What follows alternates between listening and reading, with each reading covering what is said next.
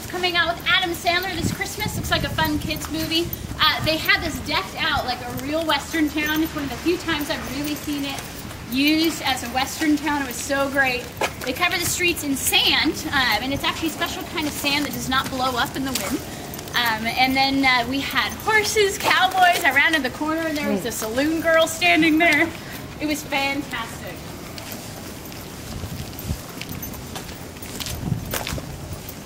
But yeah, if you ever find old pictures of Universal, you will actually see some of these sets still there, because this is what was there back in the early days.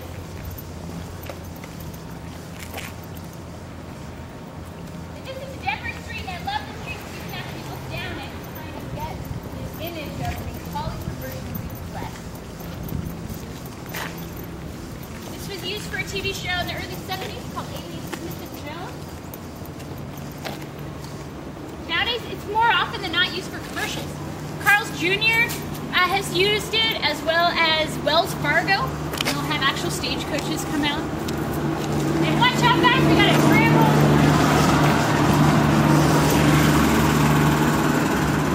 And they're actually going to turn the corner here, so we'll stand right up here.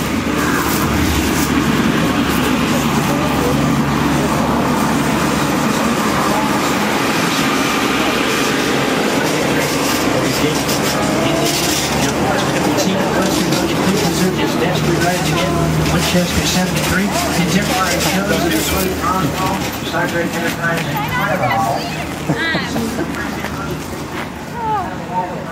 Oh, the buildings here on Denver Street are actually about 7/8 steel. They're not full steel buildings. This is built just to kind of give a perspective, but also just fit kind of in the camera a little better. One of the techniques we use here on the back lot in a lot of our sets is we curve the street at both ends. You can see it actually is curved, but guess what? You can film this and make this look like it's totally straight. The reason we curve it slightly is so that we can make this look like it keeps on going forever, never, never. We can put a green screen nowadays, of course, with the digital technology. We put a green screen at one end, and in post-production, we put the rest of the whole western town, or maybe the rest of the prairie, or something on that green screen to make it look like this just kept on going. We do that same in our Metropolitan Street when we had them as well.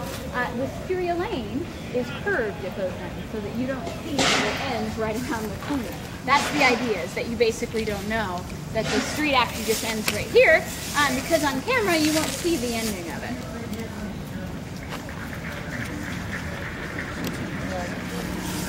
We have a church here, but yes, you guys, up close you can actually kind of see the layers here to the set. We really don't tend to tear it down, we just paint over it.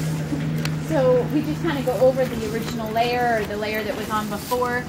When productions come out here to film, one of the parts of their contract is that they leave it the way it was when you got here. So if they paint this purple and pink for some weird production, they have to put it back to looking like this. Obviously, this is a little dilapidated, so we might want it a little better looking than this when they get done with it. But stuff like Target's come out here and painted everything red and white before. We don't want it like that when they leave. We've done movies like Cat in the Hat and How the Grinch Stole Christmas. We had pastel and weird colors everywhere. We want it to look a little more normal because this is more usable for more production. So that is actually written into the contract, so that you return it to original state.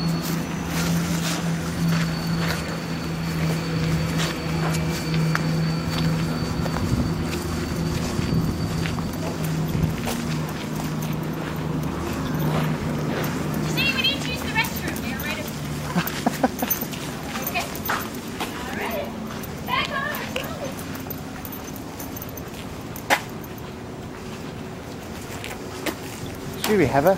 Yeah. Is it possible to get a picture? With the saloon set? Yeah. Can I sit on the bench? Yeah, you should be able to. It's going to be a little tough to get the sign just because it's in the shade, but... That's alright. The angle is so good. Here we go. 1, 2, 3. And... I can force the flash to go. Oh, wait. Like, if I come in close enough, I can get it, but then we're so close we don't get the little sound. Is there a way to make it flash? Yeah. Even though it's not, even though it's sunny out?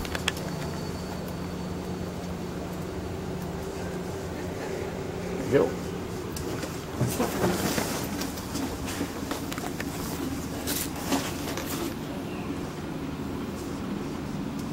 Here we go. 1,